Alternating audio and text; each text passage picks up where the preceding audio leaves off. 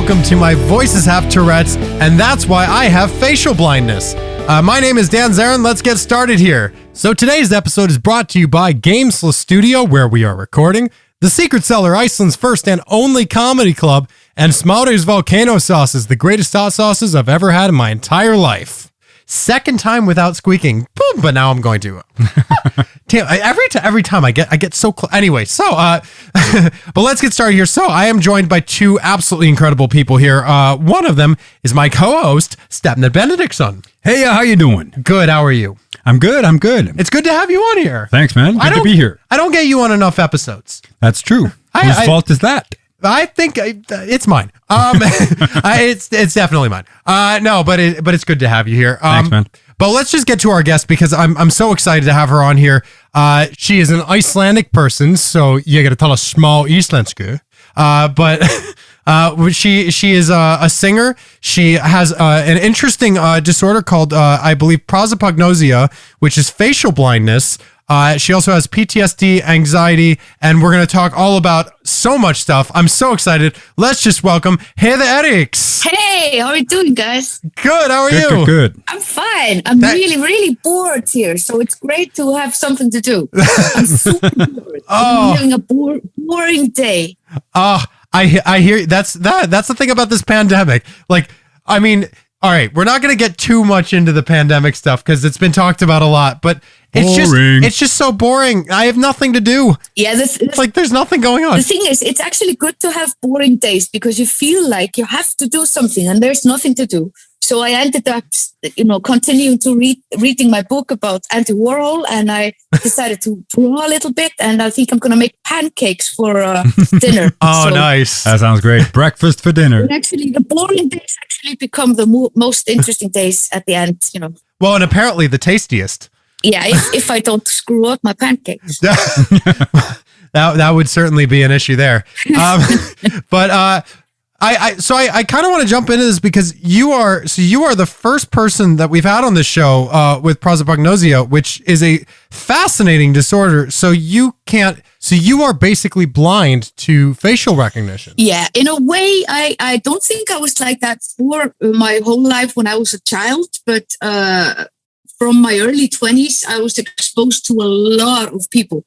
It's easy when you come from I come from a smaller town, not Reykjavik, where I sort of met everybody a lot. So I didn't realize I had that, It's only when I'm moving to bigger places and then I'm meeting somebody and then I have to meet them again and I haven't met them before, I'm just totally realizing that, I kind of had help from my friends because they were whispering to me all the time, like, oh, it's this guy from that. And I'm like, yeah, okay. So I remember everything about the people and I remember everything what they said and all the situations, but it's just like their faces don't register anymore because I kind of I think I just had I filled up my brain capacity on how to, recognize faces. So I don't know if that's a common thing or if that's just one of the how it sometimes becomes. Sometimes people are born like this and they don't recognize their mom and dad and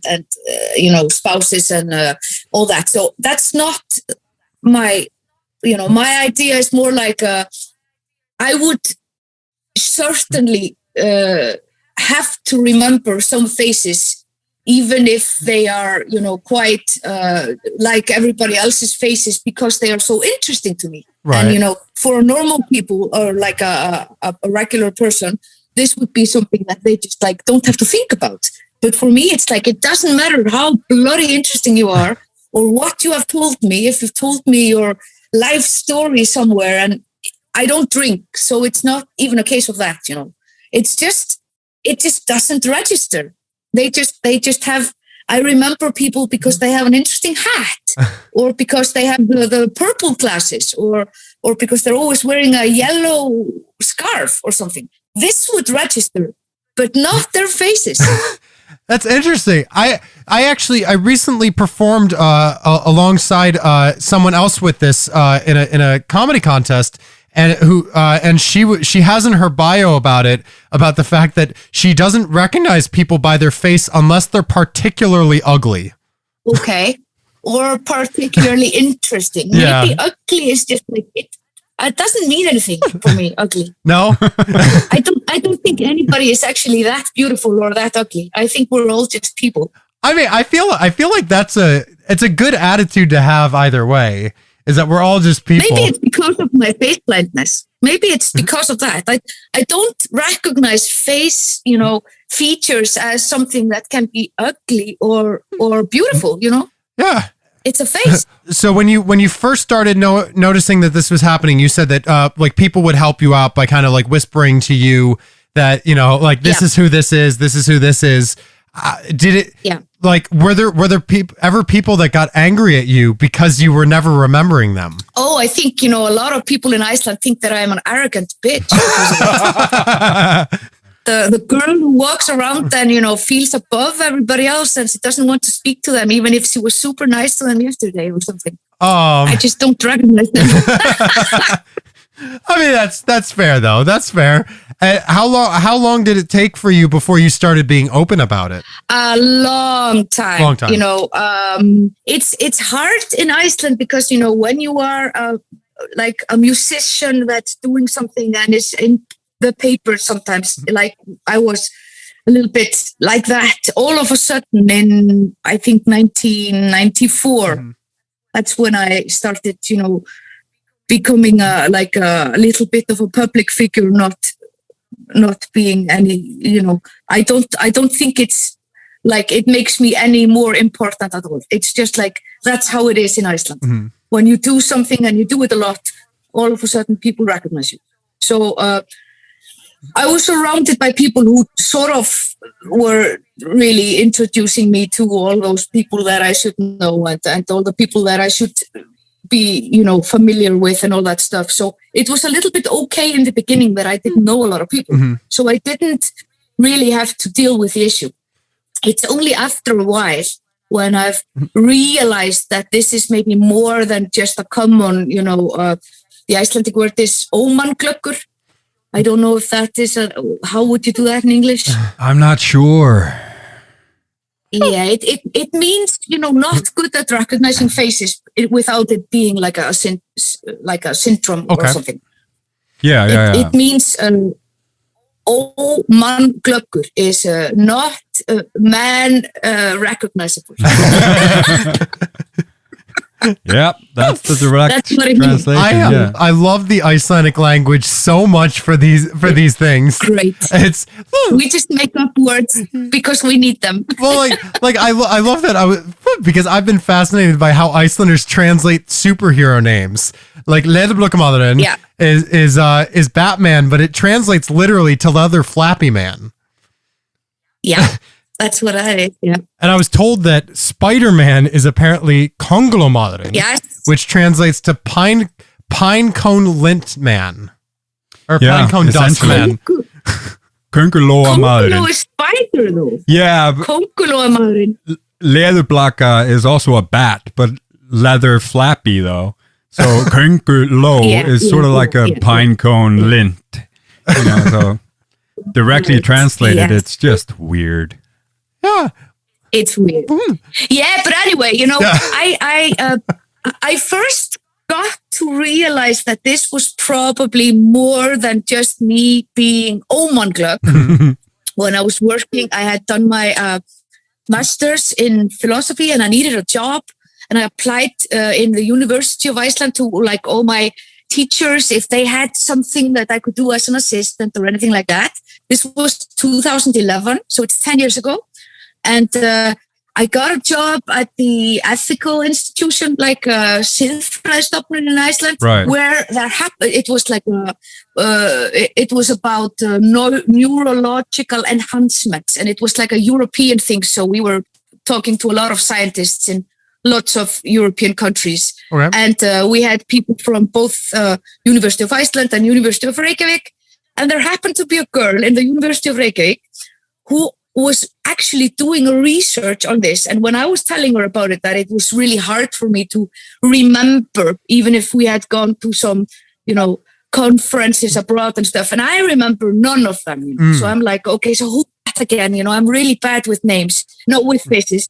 And she's like, you want to do a test? I have a test that's, you know, it's like a beta test that we're doing with the, you know, University of Cambridge science lab, where they are, you know, researching whether this is actually something that you're born with or something that comes after a while. And, you know, I need as many participants as I can in Iceland. And I did that. And she said that I scored way lower than most of the Icelanders. She had just gotten her colleagues and some of her students, and, you know, even the ones who have like a little hard time, they had like maybe 60-70%. That was a bad score, you know. Okay. And most people, just so you know how it was 10 years ago at least, most people have something like around 85% face recognition. Okay. This is like this is like in general and then there are really good ones, and, you know, up to maybe 70. I had 45% likeliness of recognizing. It was more likely that I would not recognize than I would recognize. But I mean, this can go down to 10%, of course, and then you don't, you know, recognize your son or something. Right. But like, yeah, so 45% means it was like I was seeing a lot of pictures of faces. And, you know, if two men had a beard, then I couldn't tell them apart. And they had like color pictures first. And first it was just like 2 pictures. And then, you know, I saw them again, and, you know, which one that was no problem. And then they had 4, and then they had 8. And then they changed the color pictures to black and white. And then all of a sudden I did 0. Because I was, without knowing it, this is common though, I know now, without knowing it, I was saying like, okay, so I recognize the red t-shirt. Mm-hmm. I recognize the, you know, this scarf with that color. But when the colors had gone, nothing. Wow. I was just like, they were all the same to me. Wow. So like right now, we're basically the same person because we both have a beard and long hair. I've seen you guys a couple of times before, both of you. Okay. Stefnir, I saw 2 different places, so I can recognize, but I wouldn't recognize Stefnir in when I had like if I would have like 8 guys with like black t-shirts and beards and long faces, I would not recognize them. Oh wow. You know. Wow. So it can be it can be a little bit situational. If there's a limited number of people, it can be easier, and if there's many people, it gets harder. Yeah, but it's also like a really typical thing about knowing people from situations, and I know that I'm talking to you from that sort of place, and, you know, a really typical thing like for me would be that I'm working at a big I'm working at the radio station in Iceland, like national radio. And I know the people there because they are sitting at their desk, and I have gotten to learn their voices really well. Mm-hmm. But like once, for example, I had just met some woman. I was like moving in a desk, so I was sitting near to her, and I met her at the supermarket, and she was really friendly because I had spoken to her so many times before. And I'm like, I know this voice, but I really didn't know who it was. And I was, after a while, I decided to say, I'm just so sorry, but I don't recognize you. I know you're working with me, aren't you? And she was like, oh yeah, I'm blah, blah, blah. And I'm like, oh, of course you are, you know, shit. But it's like that. I've just started, you know, acknowledging it and realizing that it's not going to make sense for me to pretend that I know people. I just tell them out loud now. Right. Up front. Yeah. But I didn't do that. For many years, I just like, I pretended, and I asked questions that were general questions, so I could limit it to, okay, no, she was in school with me, yeah. Okay, who is she again? And then trying to be like a detective, you know? Yeah, but that's what you did to me. That's what you did when we met. Yeah, that's what I did to you. Because we met at the Secret Cellar a few times. You came to our show, and you saw me do stand-up, and you saw me do karaoke and that sort of thing, because the Secret Cellar is the bomb. And you came up to me and said, I've probably met you a few times already. I have facial blindness, and I think I know you. And I was just like, yeah, we've had talks. And then I told you what show I was in, and it was no big deal for me. I didn't feel at all like you were being snooty or pretentious or none of that. You were just cool about what you had, you know? I've come to terms with, that's just who I am, and it doesn't bother me at all anymore. But it kind of made me uncomfortable when I was realizing that this was probably a real thing. It wasn't just me being, not paying enough attention, because that's what you sell yourself the idea that, you don't care enough. That's what I sold myself. I sold myself the idea that I should be able to remember the faces. They remember me. So who am I not to remember them? That's what I did. But now I've just realized that it's no big deal.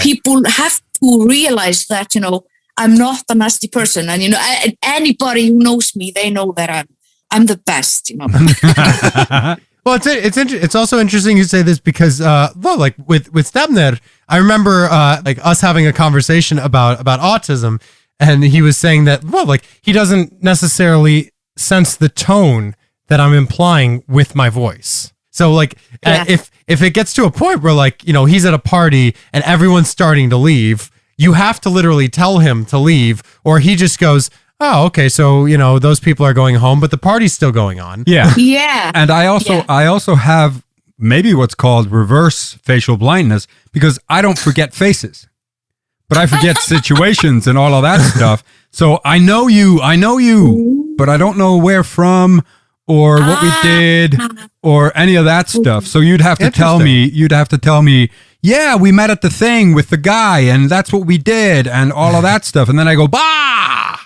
Right. Yeah, that's who you are. Yay. Exactly. I'm exactly the opposite. This is amazing because, my strong, sort of, I probably became stronger at remembering what people say and in what situations we meet and all that, because I don't have the face recognition. Right. So, it's enough for me to have found out who the person is. And then I can remember everything that, the places we have talked to.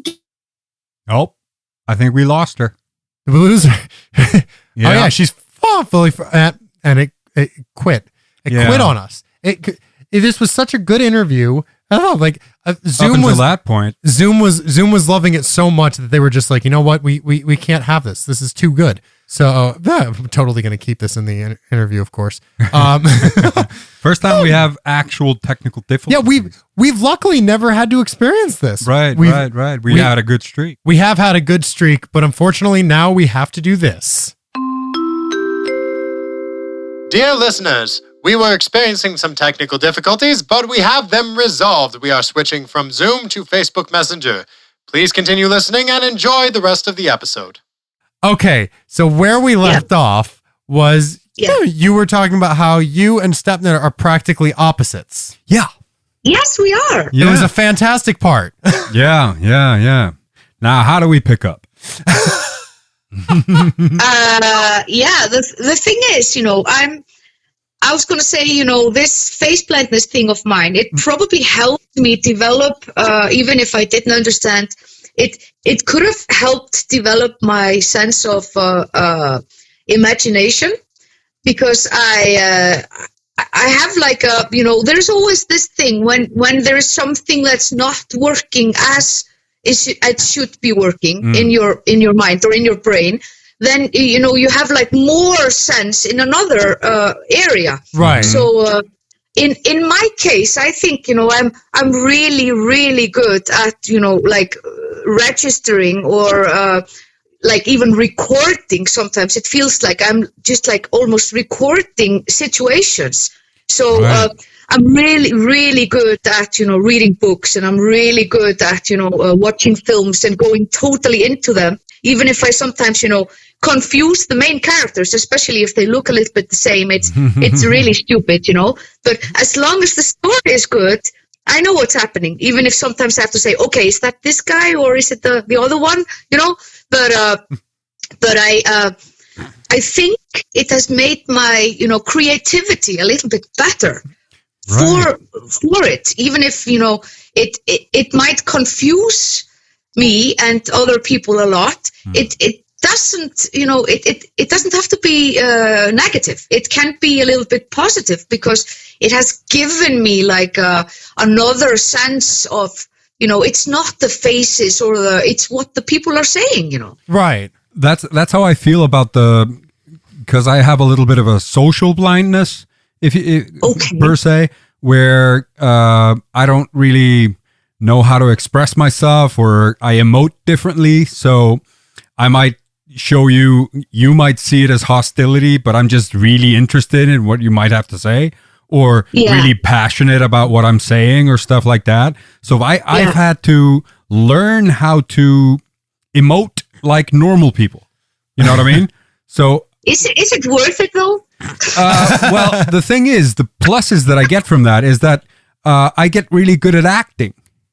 So if I have a story to tell, or with my stand-up or anything like that, I conscientiously make facial expressions, and I really put work into expressing myself, and that seems to be working really well. Wow. It certainly is. So you can talk to the normals. That's what you're saying. Yeah, I speak normal, although I'm not from normal, You're not from normal, but you speak normal, right? Exactly right. I'm not sure I ever got to that point. I kind of just like, I am myself, and people just have to deal with it. Well, it's about embracing the difference. It's just about in learning to appreciate and enjoy it. And I think it is fascinating because it is very common. Like I was recently talking to a woman who has anosmia, which means that she doesn't have the ability to smell. And I don't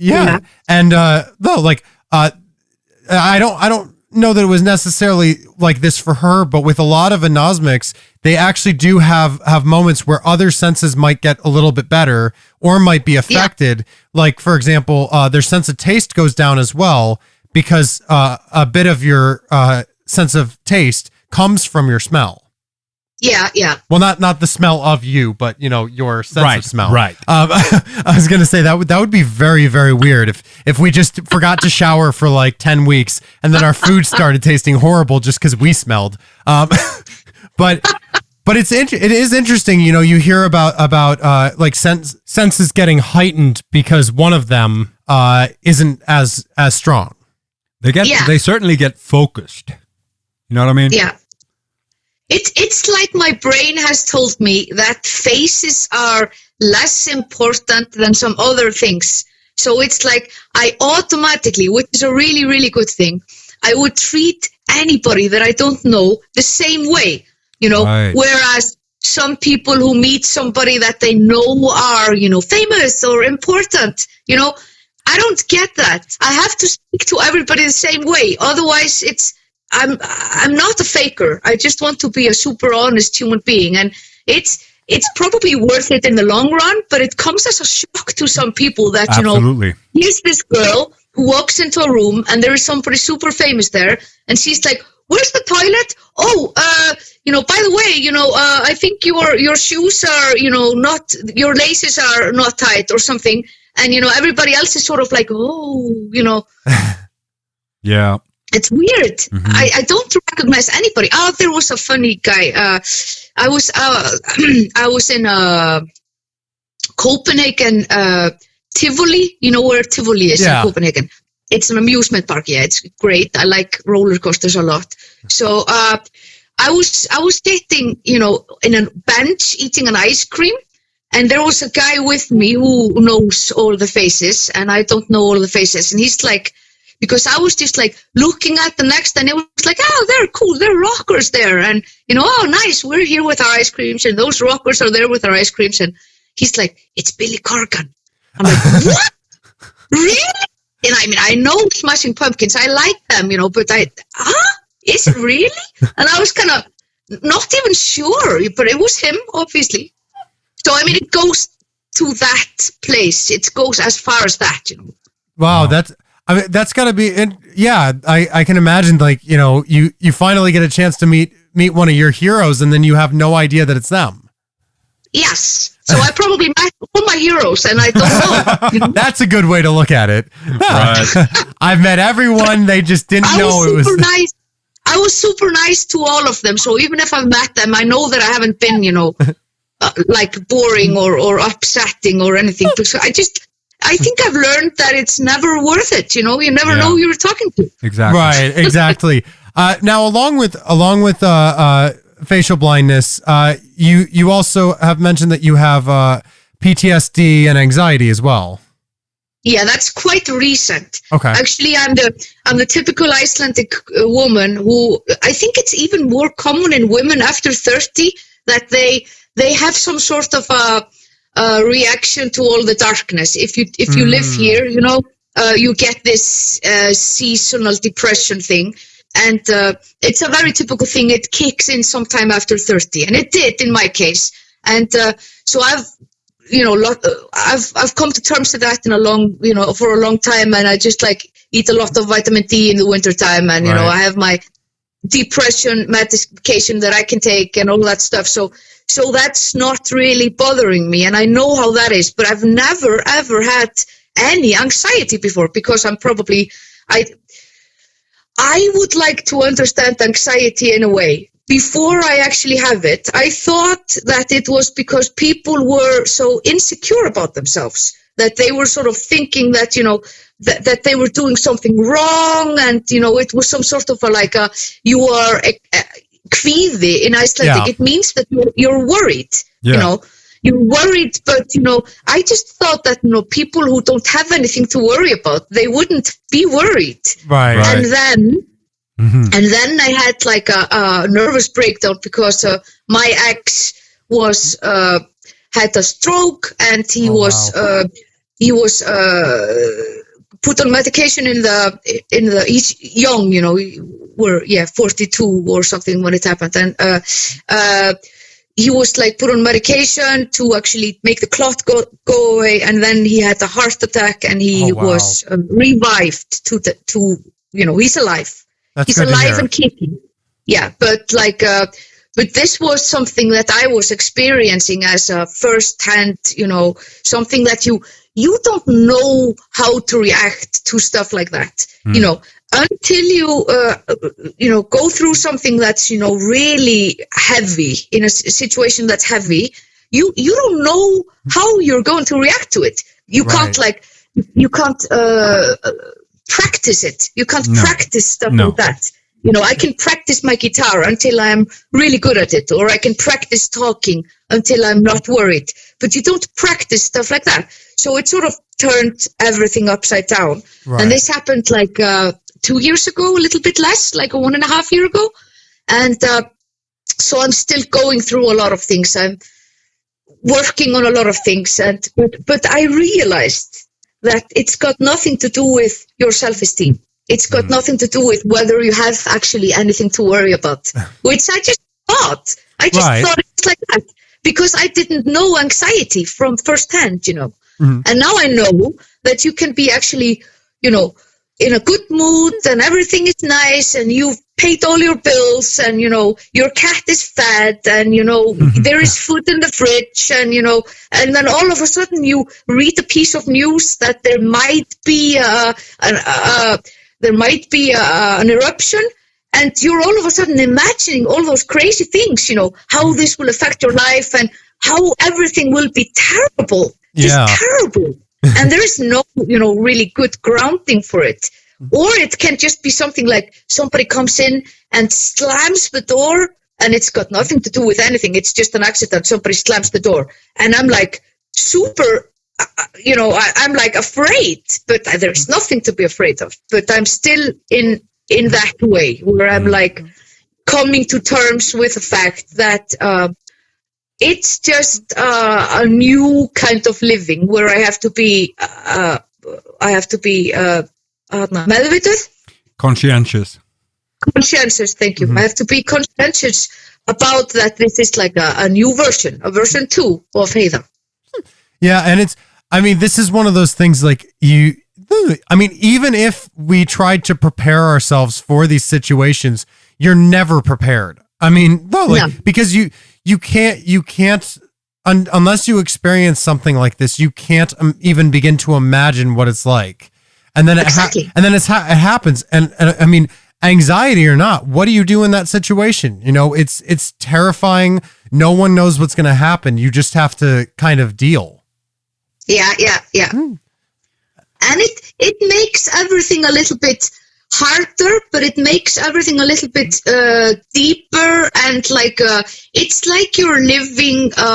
Well, probably there is more adrenaline going on a regular basis than for other people also. So, I mean, I think adrenaline would make you alert, but it doesn't. It's not only negative. Sometimes it's really, really positive, because it's like I have to do something and I'm really not up to it, and I'm not bothering to do it. But I sort of start imagining, if I don't do it, then everything will be terrible. And then I get a rush of adrenaline and I do it really well. You know, I can think of it that way. That's a really positive outlook right there. And how have you learned to cope with all of this? I mean, do you have anything specific that you do? Well, I mean, I'm an artist. I'm not only a singer and a guitar player. I'm a musician in general, but I draw and I paint and I write both lyrics and poetry and all sorts of things.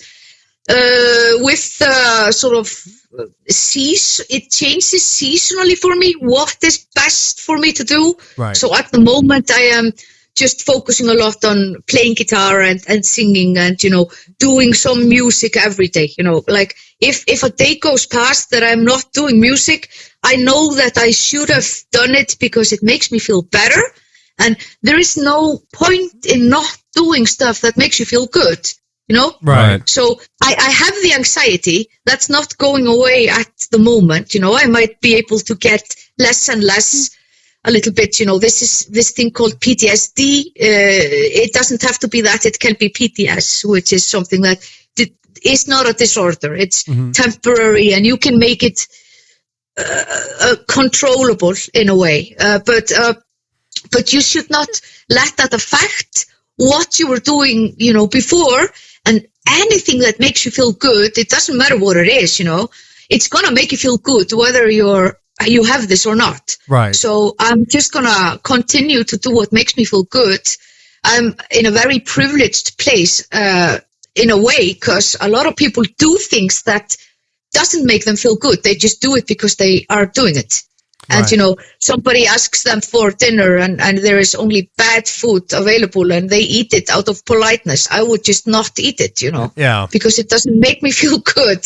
So I'm very, very aware of the fact that I have a lot of artistic abilities, and not using them at this moment when it's hard in my life would be a big fuck you at, you know, whatever I'm available for doing, you know. It would just be like ignoring your tools. Right. So my tools are music, my tools are writing, my tools are drawing. And there's only like 3 years ago or something, I started doing acrylic paintings. Okay. So this is one of the things I'm using to deal with. So even though you've had rough times and have to deal with a lot of stuff, you're still expanding your sort of coping mechanisms. Yeah, because it's this recent. So I don't know, you know, maybe there will be something else that comes up that would actually make me feel really good, and then I would just continue to do that, you know. I don't know. I haven't taken up fishing or anything, but I like birds. I might, you know, take up bird watching. You know, I'm taking some more photos than I was. I'm actually, I think taking photos is actually stuff that freezes time. You know. Yeah. So it's like you see something perfect and you just want to capture that, which is really what photography is all about. You're capturing something, and you know it might actually give you help for, you know, the times when you don't feel so great. You can look at photos where you felt everything was good, so you can just like focus on that nice photo that you took of this bird that's flying in the air, and you know the sun is there, and there's a little girl walloping, you know, on the sideway or whatever. It's so cool when you look at a photo, because I mean there's this old saying that like a photo can tell a story. Just one photo can tell a story, and I've actually started. I'm glad you brought this up because I've actually been going I've been trying to learn social media marketing lately, just as it's something I've had an interest in, and I've started looking at the photos that people take. And I've started thinking about what it is that they're actually taking that picture for, or what's going on, like what was going on in their head when they took that photo. And you can really learn a lot of, like, first of all, you learn a lot about someone just by how they take photos, but you can also just imagine a whole world based around that one image. Yeah, you could write a play in your head. Yeah. And this is what a good photo does, actually. It should tell you some sort of a story, even if this story doesn't have, it isn't like a murder mystery or something really, really complicated. It can just be a story of a day, day in somebody's life. Yeah, absolutely. And, a day in somebody's life is most of the time more interesting than, a Hollywood movie anyway, because there are all those things that happen in just a day, like my day today where I'm like super bored and I'm thinking about making pancakes and, and then all of a sudden I'm talking to you guys and, it's just a day, but it's a good day, a day that doesn't make me feel horrible is actually a good day. So I don't mind being bored sometimes, It's actually, bored is not a bad feeling, No, it's actually a privilege. You have so much time on your hands that you're able to be bored. Well, I think that's true. I think my girlfriend says something to me every once in a while, and I think it's such a good point. Is like whenever I'm having like a really, really rough day, she'll say to me, she's like, Dan, it's okay to have a bad day. Yeah, it's perfectly okay to have a bad day. Just like it's perfectly okay to have a boring day. It's just what you do with that. Yeah. But I was going to say, I really relate to the music aspect of coping because I did that for so long. I mean, until about 5 years ago, music was all I ever wanted to do. I used to, like with guitar, I would always use guitar as a way of coping with depression because whenever I would have a depressive episode, I just got in the habit of, I would just grab the guitar and I would just start playing. And like I had a night where like I was playing I was having a rough night and I started playing guitar and then my girlfriend recorded it and listened back to it and she's like, I really like this. Can I write a song to this? And I'm like, sure, I'm probably never going to listen to it again. And it's just because when you're depressed, you don't necessarily, appreciate everything that you're doing if you're doing it just to cope. And I think sometimes it's important, like, and I've started trying to take those sessions and just actually start thinking about what I'm doing, not just trying to distract myself from what's going on. It's one thing actually, sorry. It's one thing actually using music just to get out of a situation, which is some sort of an escape mechanism, which is probably what a lot of musicians have in a way, because they are, bored or not being appreciated or coming from places where they are the only ones who are artists or whatever the reasons are, or have horrible family situations. They just want to sort of make up their own world, which is what music is. It makes you like in charge in your own world. But then what you have to do, you have to actually like what you're hearing when you listen to it back and see what's good and what's bad and be able to edit yourself and to be able to make it into a better thing and to be able to be not afraid to perform it in front of others and also be not afraid to make mistakes, right. And to appreciate that, you're not perfect. And I was a teenager when I started in bands. I was 16 years old. And at that time, I was really much a teenager. So I was like worried about, whether my singing was good enough or if I would make a mistake on the guitar. But I'm done with all that. I don't care anymore. Mm-hmm. And it's only when you don't care that you'll make a mistake. Or you feel that your voice is good enough no matter what the notes are, Right. If they're not perfect, it's still good because it's a feeling that you are putting out from here into the world. And it's at the point where you don't care what you sound like, as long as you know that you're doing it the right way for you, then you're a rock star. Oh, absolutely. It's and that's the thing. It's I mean, with music, it's just with a lot of things, it is about getting to that point in life where you just stop worrying and you just do. Yeah. Because at the end, because there's what I used to have I used to have a thing that I tried to live by, but I didn't really live by it until basically recently, and that is that it's okay to make mistakes. And it's not even just that it's okay to make mistakes. Make all the mistakes. Make every mistake possible. It's important to make every single mistake possible, because that's the only way to learn. It's the only way to grow. And you can, if you never make mistakes, then you never truly learn. It's also that, in all art forms, it doesn't matter music or anything else, it's actually the mistakes that you can use them to find your own identity, because that's how good songs are being written. You're supposed to do something and you're thinking your radical sort of radicalization of that this would be like that, and then you fuck it up somehow, right? And it becomes better. And then you're like, hey, I should use that. I should keep it like that. And the same goes for drawing, When something is out of the ordinary, it's going to stick in people's heads. It's not the perfect apple that actually makes people want to buy that picture of an apple and put it on their wall. It's the apple that's a little bit askew. That's the apple that people put on the wall, Yeah. That's interesting. Actually, the theme song, like the song that we use in the beginning of our stand-up show and the podcast, was a song that I wrote when I was depressed years ago. Well, I'm still depressed, but I was depressed then too. But I wrote the song about my depression, and when I was writing it, the melody actually was a mistake. And that's why I think it's so funny because I was having the hardest time writing a chorus melody for it. No, I was just like, shit, what am I going to do? I can't write this. And then of course, I was feeding into my depression because I was like, I can't do this. But then, I was listening to Third Eye Blind. I was listening to a song by Third Eye Blind, and they had like this random part at the end of the song that I was listening to, and it was just two notes. Yeah. And I was just like, you know what?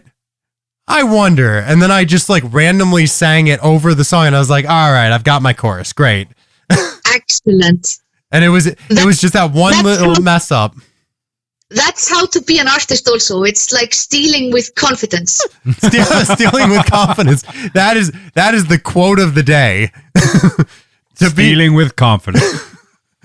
That's what we should have called this episode. I should have been like, my voices have Tourette's, and that's why I'm stealing with confidence. That's really good. I am going to live by that from now on. That is my new mantra. Stealing with confidence. I love that. Yeah. Yeah. So what are you doing these days with music?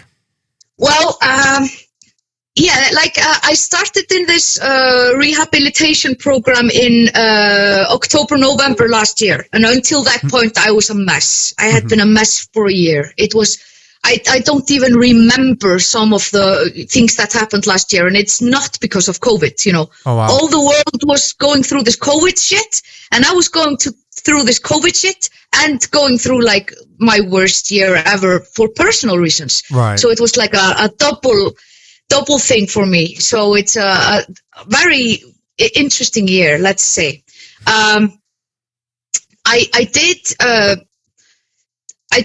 draw more than make music last year. I was just it made more sense to me to just like leave music a little bit, because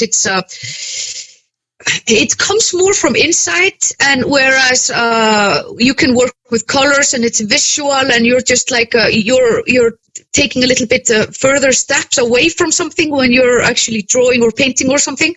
So it comes from the inside, but it comes from the inside in a different way. It takes longer for me to actually paint a picture until I'm ready than it takes for me to write a song that I'm happy with, or perform a song. That's just, it's temporal. It just takes the 5 minutes that the song is, Right. So, I got into this virk, if you know what that is. It's like a rehabilitation program. To sort of to get more focused on, doing stuff and performing whatever you're doing and being ready to start working a little bit more again and stuff like that. And it's physical treatment and, therapy for psychology and stuff. And I decided on 1st of January this year, 2021, that I was not going to let another year go by.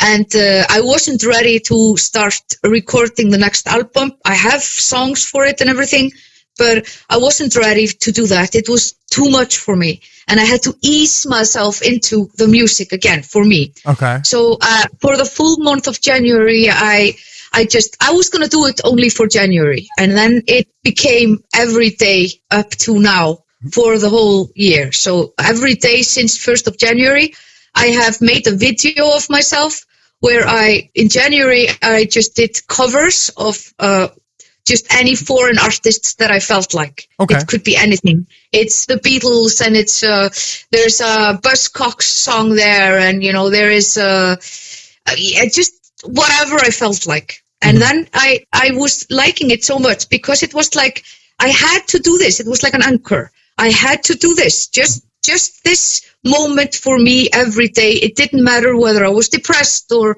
anxious or feeling like shit or feeling that I was the ugliest person in the world or feeling like I was the star that I am, of course. but like every day I did it. And then I was happy that this month was over, and I thought that I could do it. If I could do it with covers, I could of course do it with my own songs. So I did it in February. For the whole month of February, I did just my own songs.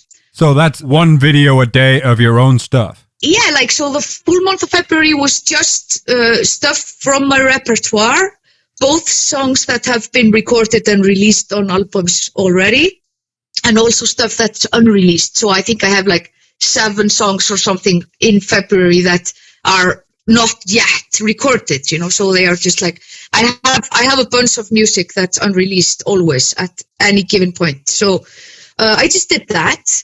And then I was really, really, at the end of February, I was like, I'm not ready to quit. I want to continue. Right. So I decided to do March, the month of March, which is ongoing. I am just covering Icelandic songs.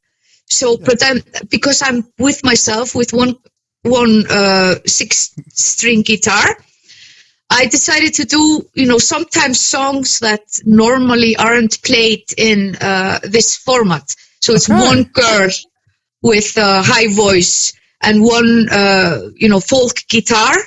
But I'm doing I started in March, for example, with a ham song. So the second one I did was Saktmóðir, which is a punk group. And I don't think those songs are being covered by people with acoustic guitars normally. Right, so it's a new thing, and it's very artistic in a way that I don't care about the outcome. It's just what makes me happy. It's a song that I want to sing in that day. Right. And if people like it, it's great. If they hate it, it's better. It's even better. I don't care. No, but it seems like it would be very intimate. Just you sitting there with your guitar, pouring your heart out with all these songs, especially with your own stuff. I'm so impressed that you could do 30 days in a row with your own 28 days in a row with your own stuff. Yeah, I was going to say February was the shortest month, so I decided to do my own songs then, because then I wouldn't run out. See, that's just being clever. Yeah, that's really clever. I love though that you mentioned that you always have unreleased songs around. That is, it's that's the thing with musicians, is we always have stuff that we just either we didn't want to release it, or it's just not done. Cause you get with musicians, we all have this little bit of perfectionism. We can't release something until we love it. And it can be a huge issue. And that's why I mean, a lot of musicians just never release anything. So, me being one of them, because they're people like me are never satisfied with what we write. So it just never goes anywhere. Let me give you this. Can I give you just one good advice on that? Okay. Okay. The moment you release a song, you create a room for a new song that you can write. So in that way, if you never release songs, you're not going to renew your energy. So even if you don't really love all your songs, you have to just love them enough that you're able to show them to somebody. And the moment you have made an album and it's out, it doesn't fail. Every time I have done that, I've always gotten a surge of new ideas that come in, and they're always, it's not like you're not going to write a song again. It's sometimes I'm like, okay, yeah, this is probably going to be my last album. I have a writer's block. I'm never going to, make any more songs. So I might as well make this a good one, Right. But it doesn't work like that. It's just, but if you never show your stuff, you're never going to improve either, because you have to put stuff out, and then you know that it's out there and you can't change it anymore. But then you get all those other ideas, and they just come. That's fair. That's a very good point. And actually, on that point, we have actually reached the end of the interview. But first of all, Heiða, thank you so much for joining us. It's been a delight. Yeah, and Stefnir, thank you for being a co-host. No worries, mate. Now, before we go, Heiða, where can our listeners find out more information about you and all the amazing things that you do? I use my name Heiða Trúbadór with just no Icelandic letters. So it's HeidaTrubador. Heiða Trúbadór. Excellent. So, and I'm expecting an album from you now, right? Yeah, hopefully. One of these days. You have to do it. You have to do it. I do have some music released. I just don't have much. But one day. But and to the listeners, do check out her stuff. It's absolutely fantastic. Stefnir, if you want to find out more information about him, he is the only Stefnir Benediktsson. Yeah, I am. So all you have to do is search for Stefnir Benediktsson on Facebook or Instagram, and you will find Stefnir. Yes, you will. And if you want to find out more information about me, you can find me at Dan Zarin Comedy on Facebook, Instagram, Twitter, and TikTok. I like how now every time I say TikTok, I tick. And for to listeners, thank you so much for listening. If you want to find out more information about the show, check us out on Facebook and Instagram at My Voices Have listening Tourette's. At this point. I know it, but we got to get through it, Twitter, the same. Twitter is MVHT Show. Then you've got MVHTshow.com. We actually did just start a new Patreon. We have patreon.com/MVHT Show. We also have a new discussion group on Facebook called MVHT Podcast Discussion Group. It's wonderful. Check it out. Now back to the boring stuff. Okay, so if you're listening to this on Spotify or any of that stuff, be sure to, follow and subscribe and all that stuff. Leave us that 5-star review if you liked it. If you leave us a 1-star review, tell us why you didn't like us, and we will learn. We do listen to all the criticisms that we get. Luckily, we have all that stuff. What's that? How can you remember all that stuff? I have an internal robot that I just flick it on and it just goes. Actually, all right. I've got this. Hold on. Okay. So. It's a lot of information. We'd like to also thank our sponsors. We have Gamesless Studio, where we are recording, The Secret Cellar, Iceland's first and only comedy club, and Smarties Volcano Sauces, the greatest hot sauces I've ever had in my life. Remember to check out SmartiesVolcanoSauce.com. And you look like you sound like a robot. It's like a recording. Oh my god! All right, wait, hold on. Let's see if I can. I used to have fun with, I'm trying to see now. I can't remember what's next. What's next in the. Oh, I'm sorry. Oh, no. We screwed him up. We finally did it. We broke the machine. We broke the machine. Sire, what do we do now? What do we do? Well, anyway, thank you all for listening very much, and check out new episodes every Tuesday.